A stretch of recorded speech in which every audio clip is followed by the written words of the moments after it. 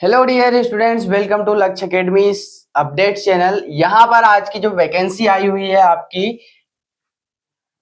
OICL की तरफ से आई हुई है। यहाँ पर आप डेट देख पा रहे हैं 1/8/2025, मतलब 1 अगस्त को ये वैकेंसी आई है।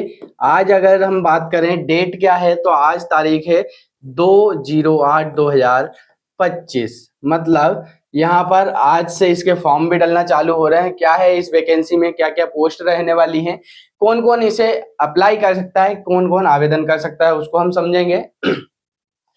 देखिए यहाँ पर आप देख पा रहे हैं किसने निकाली है, कौन सी कंपनी है। तो रिक्रूटमेंट निकाली है हमारी कंपनी ने, जो है ओरिएंटल इंश्योरेंस कंपनी लिमिटेड। किसने निकाला है? ओरिएंटल इंश्योरेंस कंपनी लिमिटेड ने ये वैकेंसी निकाली है। ये भारत सरकार के अंतर्गत आती है। इसमें हम पोस्ट की बात करें, कौन सी पोस्ट के लिए निकाली गई है, तो ये जो असिस्टेंट क्लास 3 की पोस्ट होती है उसके लिए वैकेंसी निकाली गई है। क्या क्या इसमें चीजें रहती हैं और भी समझ लेते हैं। यहाँ पर कुछ इंपॉर्टेंट डेट्स के बारे में डिस्कशन किया गया है। क्या है इंपॉर्टेंट डेट्स, बस समझ लेते हैं। तो यहाँ पर ऑनलाइन रजिस्ट्रेशन होंगे। ऑनलाइन रजिस्ट्रेशन के जो डेट है वो क्या है आपके 2/8/2025 से लेकर 17/8/2025, मतलब आज से फॉर्म इसके स्टार्ट हो गए हैं। तो आप फॉर्म डाल सकते हैं। कब तक डालेंगे? 17 तारीख तक ये फॉर्म डालेंगे। एग्जाम डेट की बात करें तो टीयर 1 का जो एग्जाम होगा, प्रीलिम टेस्ट जिसे हम कहते हैं, तो ये होगा आपका 7/9/2025। पर ये क्या है, ये जो डेट है वो टेंटेटिव है, मतलब संभावित तारीखें हैं कि इस तारीख को एग्जाम हो जाएगा। हो सकता है ये डेट आगे बढ़ जाएंगी, ठीक है, पर इससे पहले नहीं होगा। फिर इसके बाद टीयर 2 मेंस एग्जाम की अगर हम बात करें, ऑनलाइन एग्जाम होंगे ये, तो इसकी तारीख इनने संभावित बता कर रखी है 28/10/2025, है ना। Download of call letter, call letter कब डाउनलोड कर पाएंगे आप, मतलब एडमिट कार्ड की हम बात करें तो आप डाउनलोड कर पाएंगे जब भी आपका एग्जाम होगा टीयर 1 का, है ना, वो टीयर 2 का, उससे 7 दिन पहले आपके क्या एडमिट कार्ड यहाँ पर जनरेट हो जाएंगे, आप उन्हें डाउनलोड कर पाएंगे। आप ऑफिशियल जो इसकी वेबसाइट है वहां पर विजिट कर सकते हैं। जो भी अपडेट्स होंगे आपको वहां से मिल जाएंगे, और हमारे चैनल को सब्सक्राइब कर लेंगे, यहाँ से भी आपको सारे अपडेट्स मिल जाएंगे।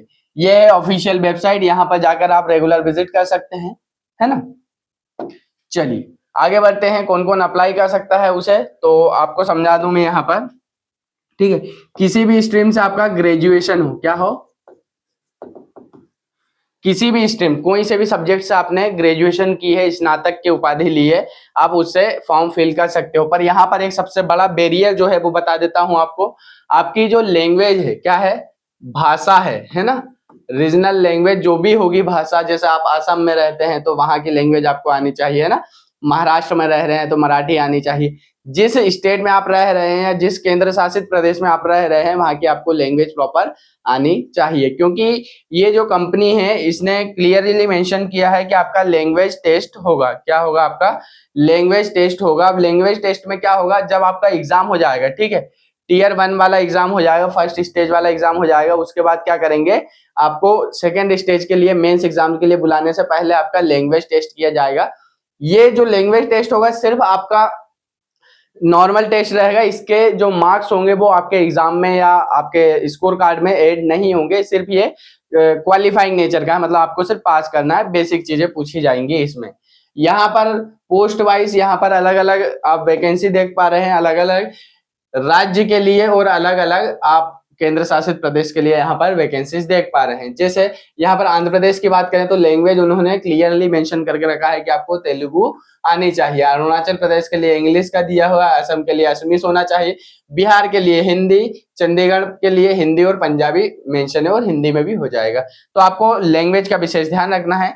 बेसिक जैसे अभी मैं बोल रहा हूँ, हिंदी बोल रहा हूँ, तो यही मेरा जो है लैंग्वेज टेस्ट हो जाएगा, भाषा का परीक्षण हो जाएगा। इसी तरह से यहाँ पर हम सिर्फ इंपॉर्टेंट जो पॉइंट्स होते हैं उनके बारे में डिस्कस करते हैं, ठीक है। जैसे यहाँ पर आप देख पा रहे हैं एलिजिबिलिटी क्राइटेरिया क्या है, कौन फॉर्म फिल कर सकता है, तो यहाँ पर लिखा हुआ है, ठीक है, किसी भी आप कैटेगरी के हों, जैसे यहाँ पर दिखाया गया specific criteria applying for the post of at the time of regional language test, है ना। रीजनल लैंग्वेज टेस्ट के टाइम पे आपको कुछ डॉक्यूमेंट्स भी लाना पड़ेगा, है ना।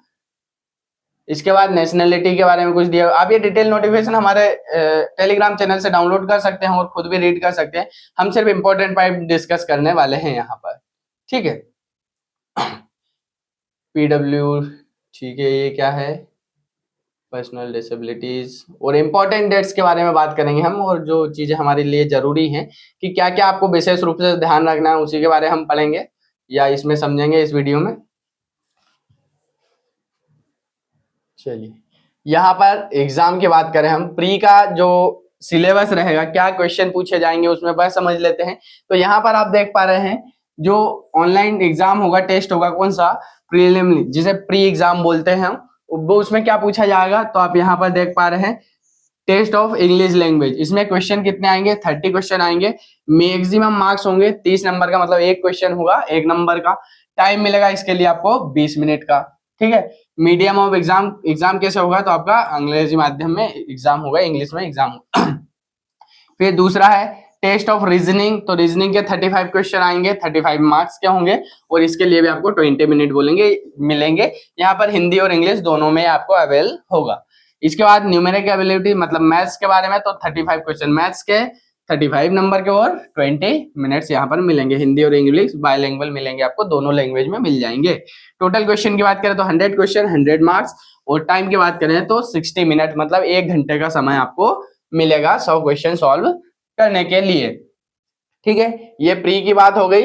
आपको यहाँ पर देखेंगे candidate will have to qualify in each test by securing passing marks, मतलब आपको हर जो टेस्ट है उसमें क्या आपको पासिंग मार्क्स सिक्योर करना है अगले उसमें जाने के लिए, ठीक है, शॉर्टलिस्टेड होने के लिए। अब यहाँ पर टीयर सेकंड का एग्जाम की बात करें हम, है ना, तो इसका सिलेबस क्या रहेगा वह देख लेते हैं। चलिए, यहां पर आप देख पा रहे हैं इंग्लिश की बात करें, ठीक है, इंग्लिश तो 40 मार्क्स का, मैक्सिमम 50, और टाइम की बात करें तो 30 मिनट इंग्लिश में होगा ये, ठीक है। फिर रीजनिंग के 40 क्वेश्चन होंगे, न्यूमेरिक टेस्ट मतलब मैथ्स के होंगे 40 क्वेश्चन, कंप्यूटर नॉलेज के जो कंप्यूटर से रिलेटेड क्वेश्चन होंगे वो होंगे 40, और जनरल अवेयरनेस जीएस जिसको बोलते हैं, जीएस बोलते हैं हम, वह होगा आपका 40 क्वेश्चंस इसमें आएंगे आपके। टोटल की अगर हम मेंस की बात करें तो 200 क्वेश्चंस आएंगे, 250 आपको मार्क्स मिलेंगे इसके, 250 मार्क्स मिलेंगे, और अगर टाइमिंग की बात करें 120 मिनट्स यहाँ पर मिलेंगे, मतलब 2 घंटे आपको मिलेंगे। कितना टाइम मिलेगा, 2 आवर यहाँ पर आपको मिलने वाला है। ये एग्जाम जो है ये आपके हिंदी इंग्लिश दोनों में अवेल हो जाएंगे आपके, और ये वाला जो है आपको सिर्फ इंग्लिश में ही मिलेगा, ठीक है। चलिए आगे बढ़ते हैं, और क्या चीजें हैं इसमें वह समझ लेते हैं, जो काम की चीजें हमारे पास है ना। आपको डॉक्यूमेंट आपके पूरे रेडी रखना है ना।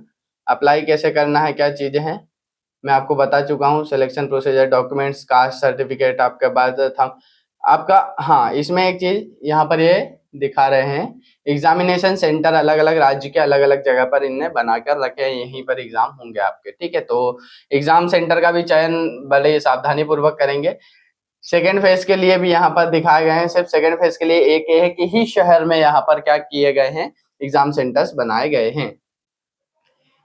चलिए फीस की बात कर ले हम, तो यहाँ पर फीस लगने वाली है आपकी 100 रुपए, जो कि किसके लिए होने वाली है, SC ST PW एक्स जो आपके सर्विसमैन होते हैं उनके लिए 100 रुपए GST इंटीमेशन चार्ज ओनली, ठीक है। यहाँ पर ऑल कैंडिडेट्स अदर देन, इनके अलावा मतलब OBC जनरल वाले जो भी कैंडिडेट्स हैं उनके लिए 850 रुपए यहाँ पर फीस होने वाली है। चलिए इसके बाद अप्लाई कैसे करना है, तो आप ऑफिशियल वेबसाइट पर जाकर अप्लाई कर सकते हैं।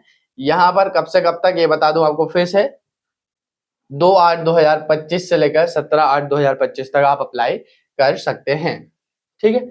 आपको डॉक्यूमेंट्स आपके रेडी रखना है, फोटोग्राफ अपलोड होगा, सिग्नेचर, लेफ्ट थंब इम्प्रेशन, मतलब आपके उल्टे हाथ का जो थंब है उसको आपको इंक से, जो पैड आता है ना ब्लू या ब्लैक इंक से व्हाइट पेपर पे थंब लगाना है, और फिर आपका वो स्कैन होगा थंब इम्प्रेशन, ठीक है। चलिए वीडियो अच्छा लगा हो, जानकारी हेल्पफुल लगी है तो चैनल को सब्सक्राइब करें और ज्यादा से ज्यादा अपने दोस्तों में शेयर करें इसी तरह की अपडेट पाने के लिए। और चैनल को हम आप कर लेंगे सब्सक्राइब, क्या कर लेंगे, चैनल को करेंगे सब्सक्राइब। मिलते हैं अगले वीडियो में अगले अपडेट के साथ, धन्यवाद।